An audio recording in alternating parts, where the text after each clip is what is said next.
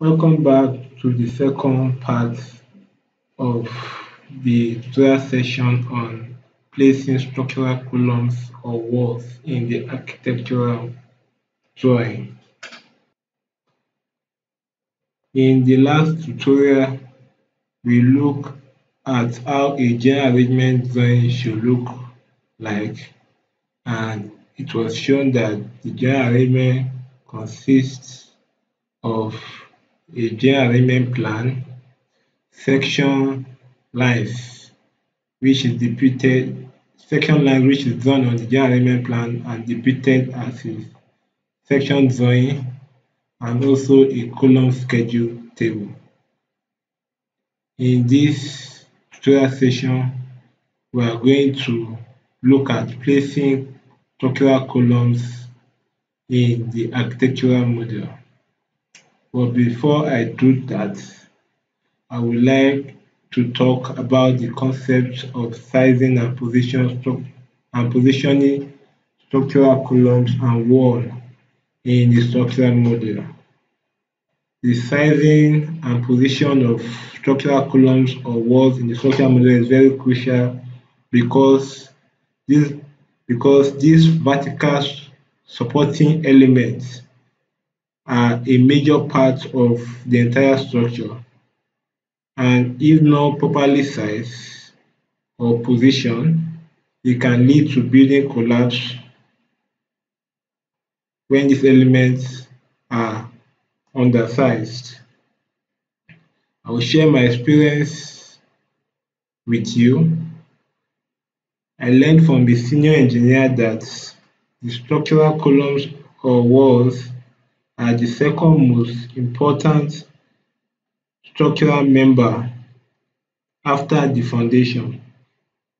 This my senior engineer, which I see as a mentor, told me if a beam or slab fails during construction, it only leads to partial collapse of just the elements. It does not lead to total collapse. But if the column, if a wall or column, a single wall or column fail, this local failure can eventually lead to the total collapse of the structure. Under its tutelage, I stopped using small columns in design. Even though I am designing a one-story building, I define a small column as a 230 by 230 column. I don't use a 230 by 230 column in my design. My minimum size is 230 by 300, and this increase upward. Now, I will talk about the consideration you have to look at when sizing and position your structural columns in your model. The first consideration is your columns or walls should always be positioned in a location where it does not interfere with the architecture. Let me explain this with an example. I will zoom into this corner. Let's assume this rectangular box represents a column. It's actually a 300 by 300 column. Let's say I select the box and I move the box at this edge and I position it here. As I position the column here, you can see this sharp edge here cutting away from the wall. The column is wider than the wall. So this sharp edge is an interference in the architecture. If I want to size a column, I will make sure the column face, the width of the face is the same with the wall. This one is a 230 wall, while the column is a 300 wall. So we have a 70 recess in this direction and a 70 recess in this direction.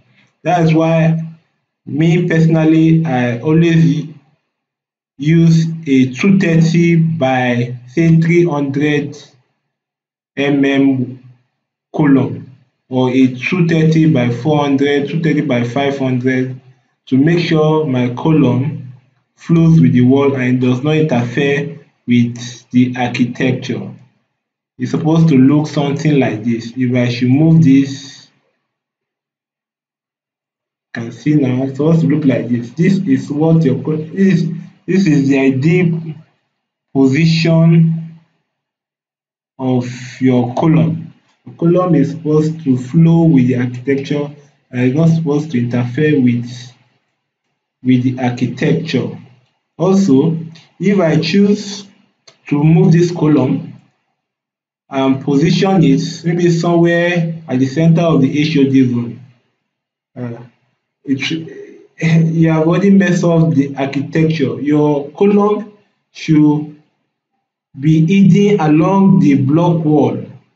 It should not it should not be at the center of a room. You have messed up the architecture, positioning a column like at the center of the room. So when you are positioning your column in your architectural model, you should locate the column along the walls. And if this is not achievable, sometimes it's not achievable, try to reduce the interference with the architecture to the barest minimum. Sometimes, let's say it's not feasible to place a column here,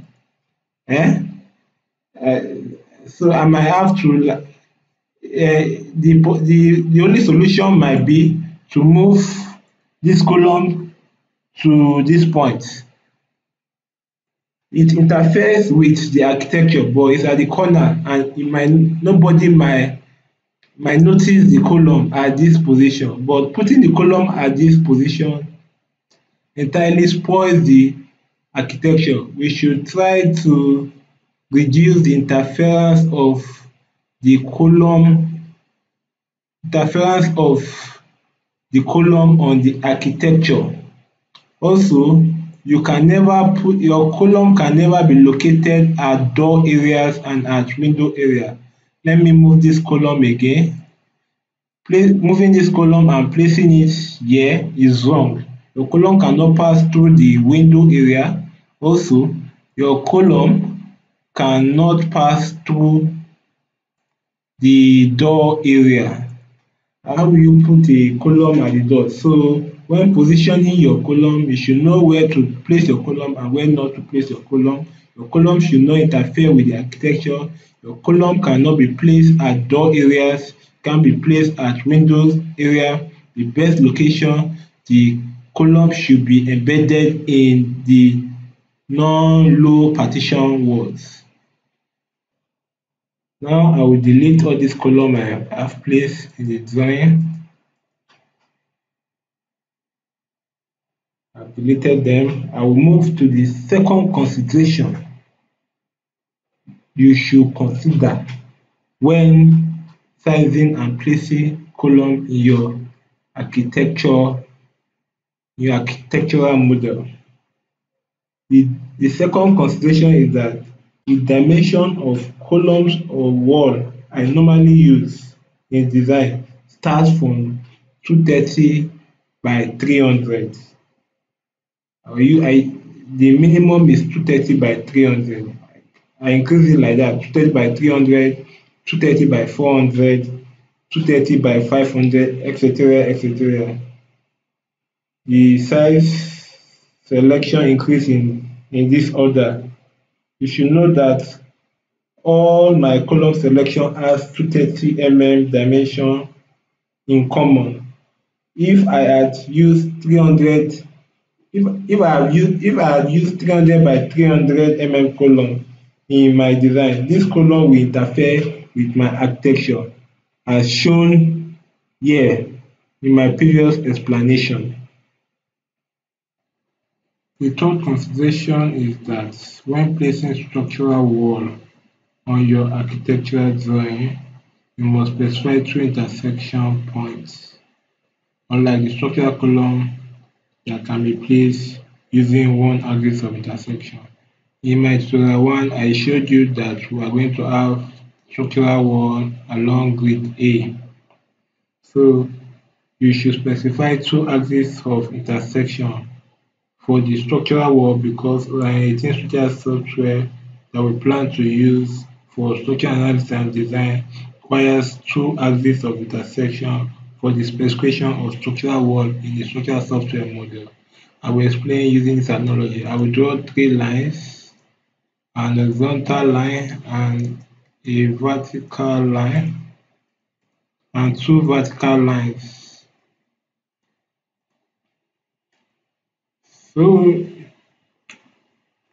assume this horizontal line is a structural horizontal grid and the two vertical lines are structural vertical grid. So I can insert a structural wall spanning from this point to this point using these two intersection points. I cannot insert a structural wall using a single intersection point, maybe using this point, it's not possible, or using this point. For me to insert a structural wall in my model, I need two intersection points. Unlike a column where I can just click on a point and I will insert a column. Now I will delete these three lines, I don't need it again, just use it for illustration. And I will pan up my drawing to show you the columns that we are going to be placing in our architectural drawing to develop our general element drawing. So we're going to be using a 230 by 600 column, a 600 by 230 column. Note that these columns are the same, but the only difference is that they are rotated through 90 degree. Also, this is a 230 by 500 column, a 500 by 230 column. They are the same, but the orientation is different. This is a 300 by 230 column, while this is a 230 by 920 structural wall. Why am I using 920? Why am I using 920 as the length of my structural wall? That is the question that you should ask me. Um, Here, my proposed shape of roof gutter looks like this. The in-to-in dimension is 500. Um, this side of the roof gutter is 230 while this side is 190. Let me zoom out and go to my roof floor plan on my drawing. I intend to place a roof gutter in this direction at this edge of the roof, and water will slope to the roof gutter. So, and this is my proposed size of roof gutter, and if you can see, the overall bottom width of my roof gutter is 920. My column is supporting this roof gutter.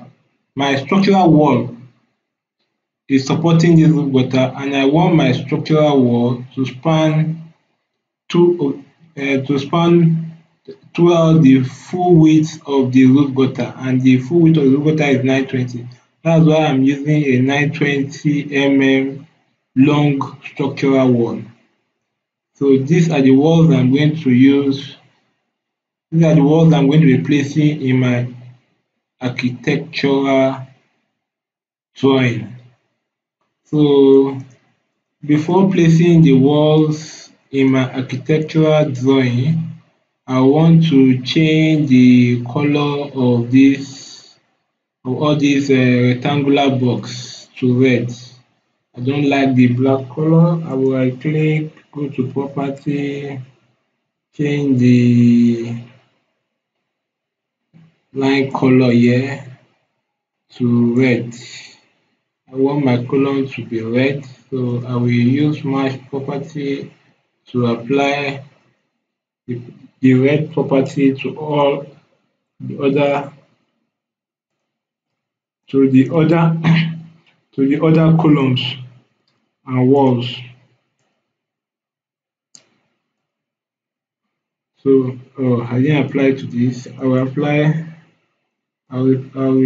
apply the match property now to the last column.